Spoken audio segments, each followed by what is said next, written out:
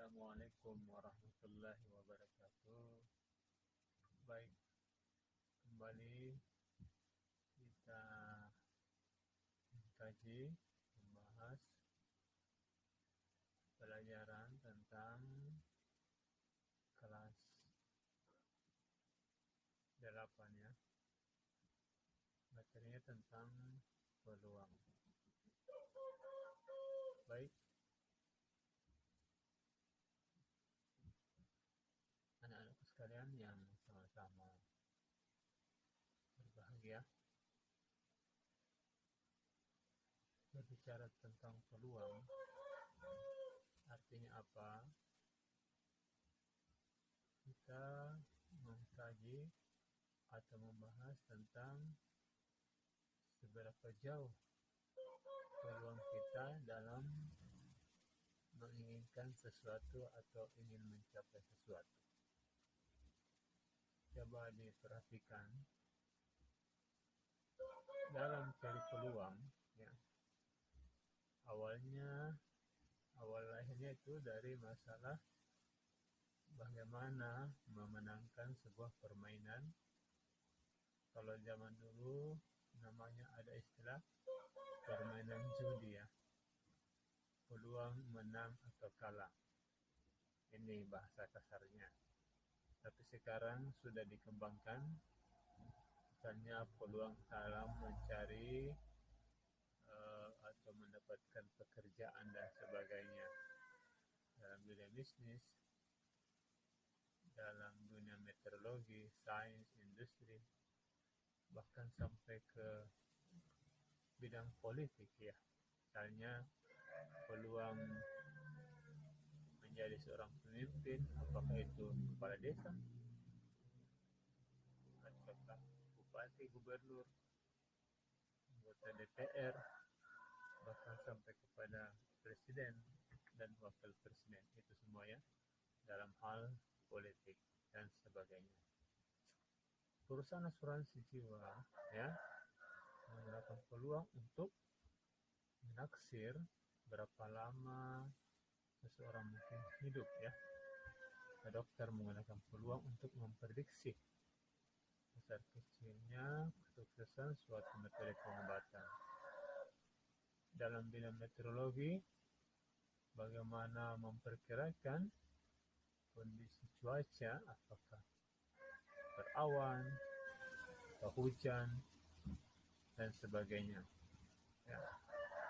Dalam bidang industri misalnya PLN, bagaimana merencanakan pengembangan sistem pembangkit listrik dalam menghadapi perkembangan beban listrik di masa depan. Itu adalah contoh-contoh peluang dalam aktivitas atau dalam aplikasi pada kehidupan sehari-hari. Apa kompetensi dasar yang ingin kita capai? Yang pertama adalah bagaimana menjelaskan peluang empirik dan teoretik suatu kejadian dari suatu percobaan. Kemudian bagaimana menyelesaikan masalah yang berkaitan dengan peluang empirik dan teoretik suatu kejadian pada suatu percobaan. Pengalaman belajar apa yang kita akan dapatkan? Itu melakukan suatu percobaan untuk menentukan peluang empirik. Bagaimana menentukan ruang sampel dari suatu eksperimen. Bagaimana menentukan titik sampelnya sampai pada menganalisis keterkaitan antara peluang empirik dengan peluang teoretik. Coba diperhatikan, kata konsep dalam materi peluang ini adalah sini peluang ada dua yang kita akan kaji, yaitu peluang teoretik dan peluang empirik. Peluang teoretik ini bagaimana kita dalam menghitung atau dengan menggunakan rumus. Peluang empirik bagaimana menggunakan percobaan atau penelitian dalam melakukan sesuatu tentang peluang itu sendiri, sehingga kita bisa kita bisa membandingkan peluang teoritik dengan peluang empirik. Kemudian dalam hal tinjauan sejarah, peluang itu sendiri Blaise Pascal pada tahun 1623 sampai 1662 mengembangkan atau menuliskan karya dalam bidang matematika tentang teori peluang itu sendiri. Bisa kalian baca di buku ke-13 sejarah matematika atau referensi lainnya. Coba diperhatikan ya. Ini salah satu contoh bagaimana peluang dalam hal percobaan uang koin ya. Dalam uang koin itu ada namanya sisi gambar dan ada sisi angka ya. Kita bisa cek di situ. Jika satu uang logam atau koin kita lemparkan turun sini, berapa sisi angkanya? Berarti kalau satu uang logam berarti 1 J. Gambar juga 1 ya. Maka banyak muncul untuk peluang sisi angka itu adalah 1 ya per 2 ya, karena ada angka, ada gambar 1 di antara 2 ya. Begitu pula dengan isi gambar. Kalau kita ingin mendapatkan rasio F terhadap NP adalah kita pakai menggunakan rumus saja. F per NP. F adalah frekuensi munculnya sisi angka atau sisi gambar. NP adalah banyaknya sisi pada uang tersebut, itu ada 2 ya. Berarti di sini 1/2, sini 1/2. Itu untuk satu uang koin. Nanti kita akan kaji lagi bagaimana kalau 2 koin kita lempar secara bersamaan atau lebih dari 2 koin. Nah, kemudian contoh lain misalnya percobaan kelereng. Ada kelereng yang berwarna merah, kelereng berwarna kuning, kelereng berwarna hijau. Tergantung berapa banyak kelereng. Kita bisa hitung di sini berapa banyak muncul kelereng yang berwarna merah. Nah, 1 warna merah atau tergantung berapa banyak kelereng warna merah ya. Kan di sini jumlahnya ini ada 3, ada merah, kuning, hijau. 1/3 untuk merah, kuning juga begitu dan seterusnya. Tapi kalau para kelerengnya 2, kelereng warna merahnya 2, berarti hitung saja berapa peluang munculnya kelereng merah dan seterusnya. Sisi lain, contoh misalnya tadadu. Kita tahu bahwa tadadu itu ada jumlahnya 6 ya. Ada 1, ada 2, 3, 4 sampai 6. Sama halnya dengan uang koin tadi atau kelereng. Kita lihat di sini tadadu 1 berarti 1 dari 6, 1/6. Sini juga 1/6, tadadu 3 1/6 dan seterusnya. Itu untuk 1 dadu. Kemudian kalau 2 dadu berapa? 1 untuk angka 1 berarti misalnya ya, dadu, kalau 2 dadu dilempar bersamaan, berarti kalau 2 dadu kan uang sampelnya itu ada 12 ya. Sebelum munculnya mata dadu 1 berarti 2/12 ya, sama saja. 2/12 kalau dikecilkan 1/6 dan seterusnya dan seterusnya. Contoh ya, coba perhatikan, silakan dikaji ini. Eva melakukan percobaan penggelindingan dado. Dia mencoba untuk mencatatnya dengan data sebagai berikut. Maka dado 1 banyak munculnya kali, ya. Dia adu belum muncul mata dado 1 itu ada 2. Kemudian mata dado 2, 4 dan seterusnya. Seperti pada tabel ini, kira-kira berapa kali Eva melakukan percobaan penggelindingan dado? Ya, ini mudah saja. Silakan kalian menjawabnya. Eva mengatakan, jika saya menggelindingkan dado 3 kali lagi, maka peluang munculnya mata dado 3 lebih besar dari mata dado 4. Bagaimana ya? Apakah setuju kalian dengan perkataan Eva tersebut? Coba diberikan komentar. Silakan dijawab ya. Bisa Anda lihat di sini ya. Ini salah satu contoh peluang-peluang. Nah, kejadiannya suatu ketika di tahun ini kalian akan diberi ujian matematika. Kemungkinan terjadi apakah mungkin atau mustahil ataukah pasti ya. Di sini tanda cikal 1 untuk kalian ya. Sebuah segitiga mempunyai 2 sudut simpul. Sebuah segitiga mempunyai 2 sudut simpul. Apakah itu mustahil mungkin atau pasti? Nah, mustahil ya. 3 hari lagi akan hujan. Apakah mustahil? Mungkin, pasti. Nah, ini berbicara pasti, mungkin saja. Sebuah kubus mempunyai 6 sisi, betul atau tidak? Coba dijawab di sini. Apakah pasti? Mungkin, mustahil. Silahkan diisi. Mungkin di sini sebuah kubus mempunyai 6 sisi, berarti 6 sisi ya. Ini sudah pasti. Dan seterusnya dan seterusnya. Silakan adik sekalian menjawab atau memberikan tanda checklist di sini sesuai dengan pemahaman kalian yang benar. Sekarang kita masuk ke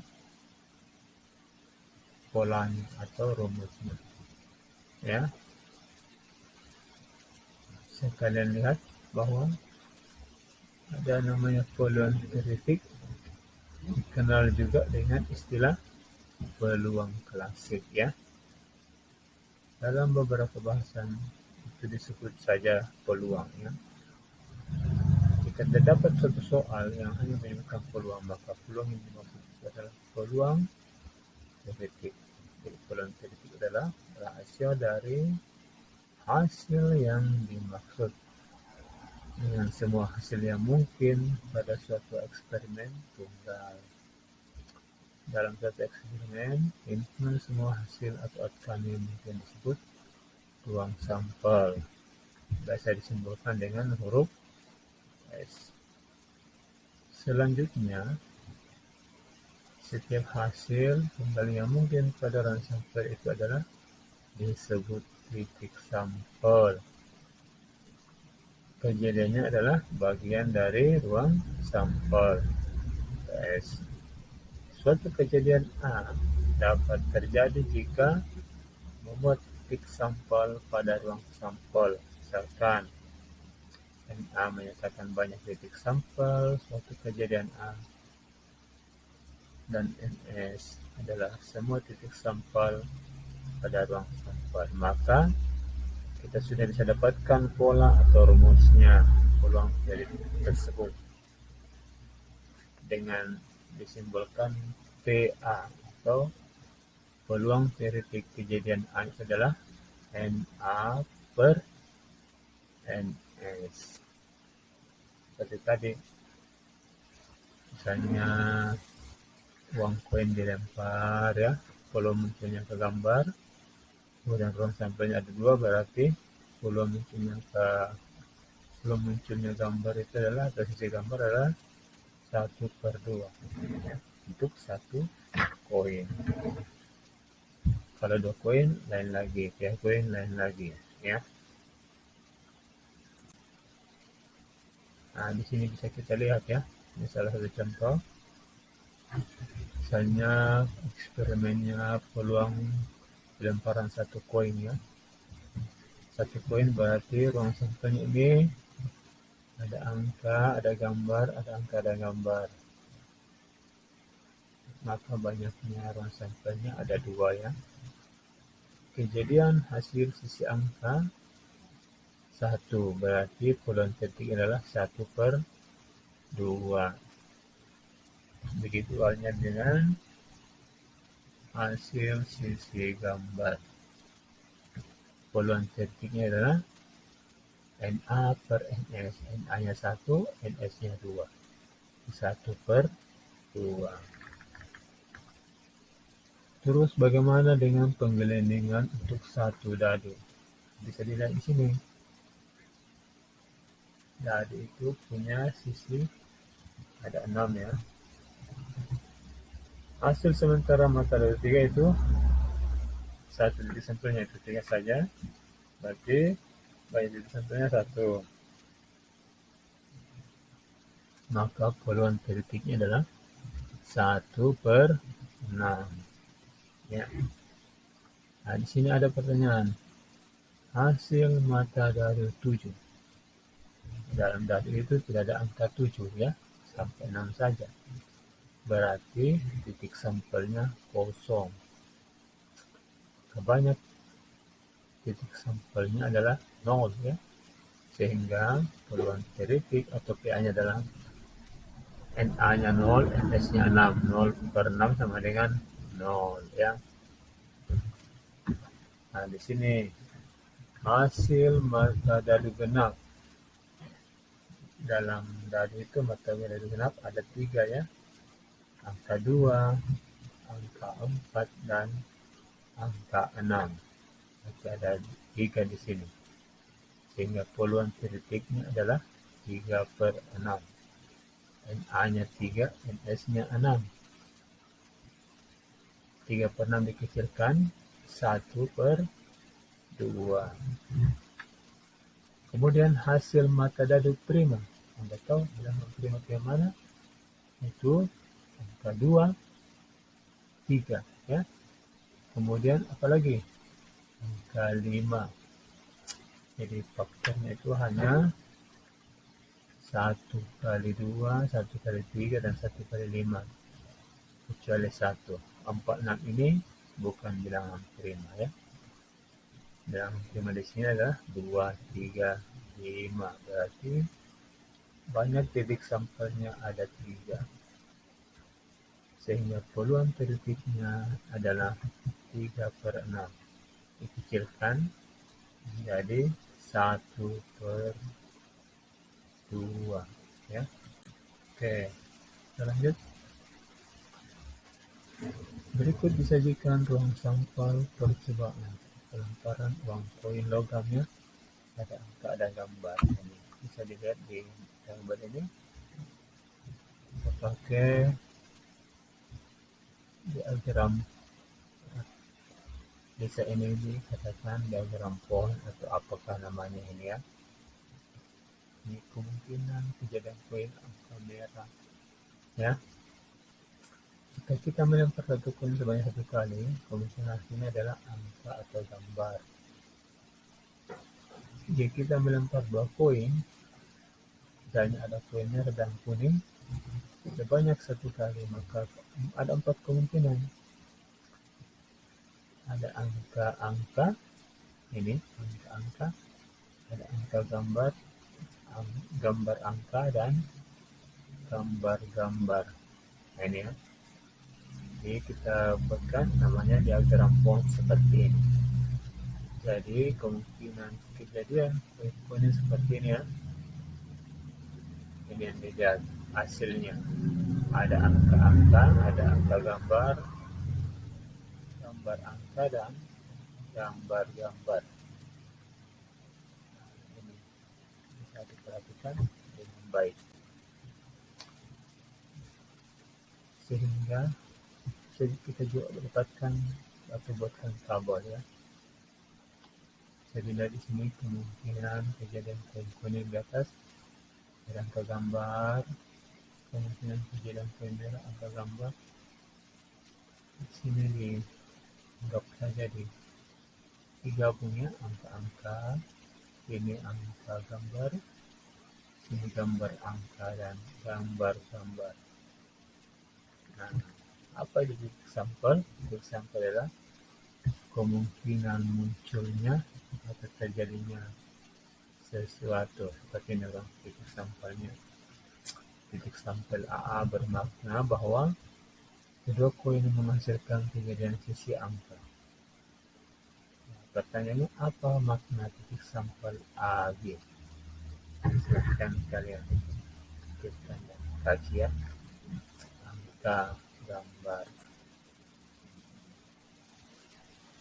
Ini sama hanya dengan 3 koin ya. Bagi kita melempar 3 koin, ada koin yang berwarna merah, kuning, hitam. Jadi kita buatkan diagram kuning seperti ini. Koin merah, angka gambar.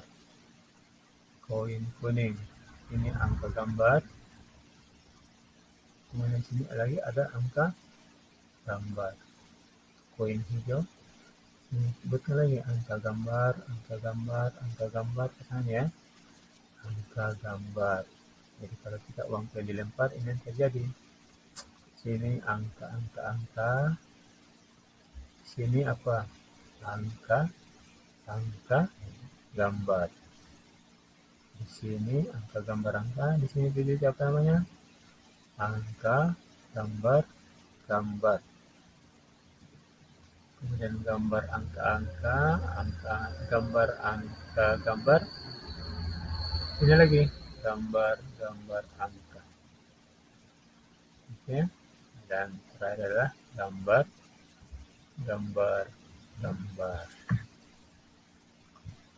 Yang demikian sekalian juga bisa dapatkan atau buatkan tabel ya. Sini apa ya? Terserah mau pakai cara yang diagram pohon atau dengan menggunakan tabel yang mana yang dianggap mudah ya. Kali ini angka gambar ya. Ini pasangkan saja AA, AG, AGA, AGG. Siapa AG, AA, G, AG, GGA, dan GGGG. Saya pikir ini mudah saja. Dan pertanyaannya apa makna titik sampel dari gambar-gambar angka? Silakan kalian pikirkan.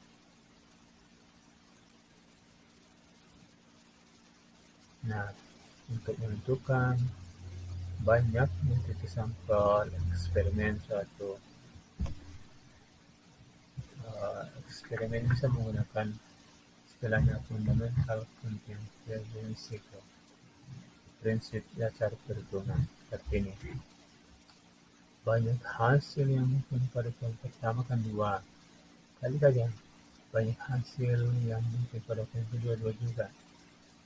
Banyak hasil yang mungkin pada poin ketiga ada 2 juga, sehingga total titik sampelnya ada 8 ya.